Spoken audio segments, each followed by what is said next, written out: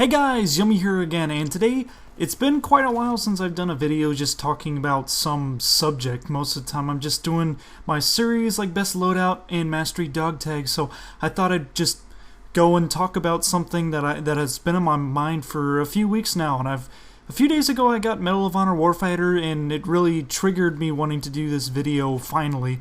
And after a few days of playing it, getting frustrated, but getting some footage, I was finally able to make this video. So I just wanted to talk about why I think Medal of Honor deserves another reboot, because this was one of the franchises that I grew up with, so I'm kind of fond of it, and I thought that the two reboots were actually pretty good, so I'll just be giving my opinion as to why we need another one. Now, back in the day of the early and mid-2000s, the era of World War II shooters, like every single shooter coming out was a World War II shooter, Medal of Honor was one of the big three shooter franchises on consoles and maybe PC as well. I don't know. I played console my entire life up until I was 17, so it was one of the big three with Halo and Call of Duty. At the time, I had never even heard of Battlefield. In fact, it wasn't until Bad Company 2 that I even played Battlefield, and I think I might have heard of Battlefield 2 before that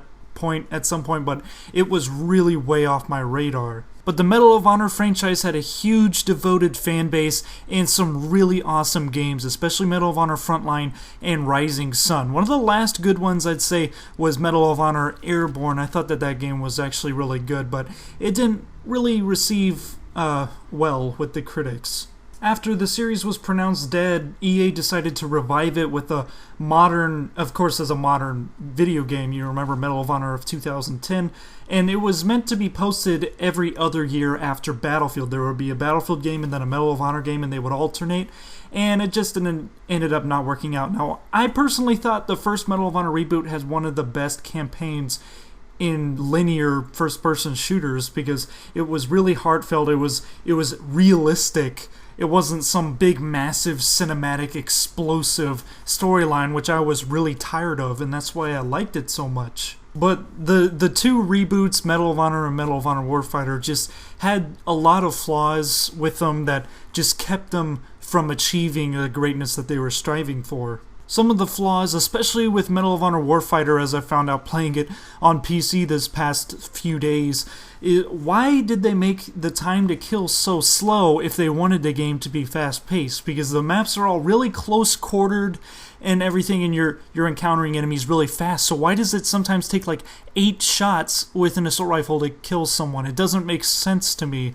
I mean, I like how movement is in this game. Some classes are faster than others. If you're playing as the guy with a machine gun, of course you're carrying like over 100 pounds of ammo, so your guy actually moves pretty slow. And I like that. I like how guns handle in Warfighter. They feel really realistic, and it can be difficult killing guys at range because of it. But some other flaws with it is there's no push to talk.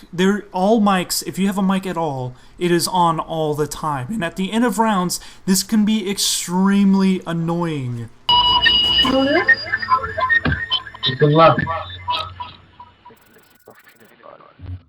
Stumm schalten.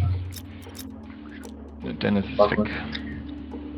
And one of the big things I don't understand is why do you have to get a bunch of kills to be able to unlock the ability to take the frickin' suppressor off of your weapon? I had to deal with, I accidentally chose this Navy SEAL, so I get stuck with the suppressor on the M416, which kind of makes it terrible. So I have to unlock all the way to level 47 to unlock the Delta Force Assaulter that has the M416 without the suppressor on it, which is really stupid. I don't understand why this guy has to get so many kills to gain the knowledge to unscrew a suppressor off the muzzle of his weapon. And it's just other, just little flaws like that build up and really give you a lot of annoyance when you're playing multiplayer in this game. Now, the single player is extremely linear, but I actually liked it quite a bit. I'm getting really tired of this whole open world obsession that's kind of ruining the classic linear good story first-person shooter storyline, which I wish more games would start doing again and, put effort into their storyline. But all these things just, added together, and both of these reboots ended up being pretty poorly received. Not to say that Warfighter did not have a lot of good aspects to it. It had this buddy system that was actually really smart. No other game has managed to do it, where you have one other player that is your buddy, and you can spawn on him, you can get health and ammo from him,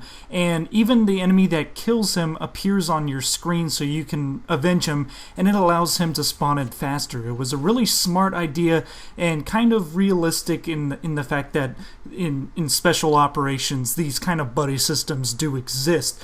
Not with respawning, because that's physically impossible, but this game also had the interesting choose your own special operations forces, which had like 8 different special operations from around the world that you could choose from, 8 or 10 or so, and that was actually really cool. It was almost like playing FIFA or something, but with a first-person shooter, so you could have some kind of national pride and choose to use the special forces from your own country. Weapons had tons of customization options, even though for most of them you had to get like a bunch of kills or unlock another special operations trooper for that also uses that gun. But for some reason it's a freaking treasure hunt trying to figure out how many kills you need to unlock these attachments. It can get really annoying at certain places.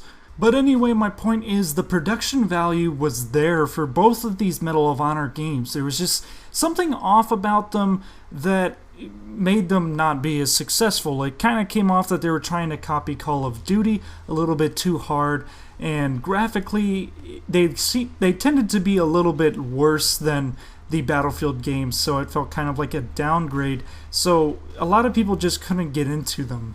But seriously, I do believe that Medal of Honor deserves another reboot. Hopefully, I'd say go back to the World War II era, or an era around there, like maybe Vietnam or the Korean War, because the Korean War hasn't even been done in a video game once, I think. So this is actually a legendary franchise. It had tons of extremely highly received games all across the late 90s and early 2000s, and it kind of deserves another chance, because these two games, while decent efforts, and they had their own awesome additions to the first-person genre, they just did something wrong that just caused them to not end up being great games. But I think with another attempt, a better attempt, maybe with a completely new development studio than the now extinct Danger Close game developers, I think this could be done very well and end up being a popular franchise once again. The franchise needs to go its own way. No more overly explosive, ridiculous storylines where everything goes wrong and explodes promptly like a Michael Bay movie, and it needs to have a heartfelt, down-to-earth storyline like the two reboots were trying to do. Now, the first one I think achieved it, and and I think the story in the campaign was really good. While there were some things about the campaign that were done pretty wrong, like most of the time you were just hand-holding the entire time, but the story within it was really good, and I think if they could do that, plus adding in some actually good gameplay throughout the campaign, it could actually be really good. Now, multiplayer definitely does not need to be the focus of Medal of Honor. It never was in the old ones. In fact, it was just like split screen. There was before Xbox Live in the most popular Medal of Honors. It was just split screen with friends, and it was a lot of fun, but it definitely wasn't the main focus of the game. They were able to focus on campaign and put out a really good story, so I think they need to do that once more. Maybe focus on the campaign a little bit more, which first-person shooters haven't done in a long time, and I think they could pull it off really well. What do you guys think? Does the franchise have a chance of being revived? And if it was rebooted, could it be successful in a completely saturated first-person shooter market? Can it stand out differently and go its own way successfully? I really hope so. I hope some of you guys had experienced the earlier Medal of Honor games that were absolutely fantastic and really fun. They probably wouldn't hold up today if we played them, but at the time they were so good. So I hope you guys like this, and if you did, make sure you hit the like and subscribe button, and until next time, this is Yummy. Goodbye, and good hunting.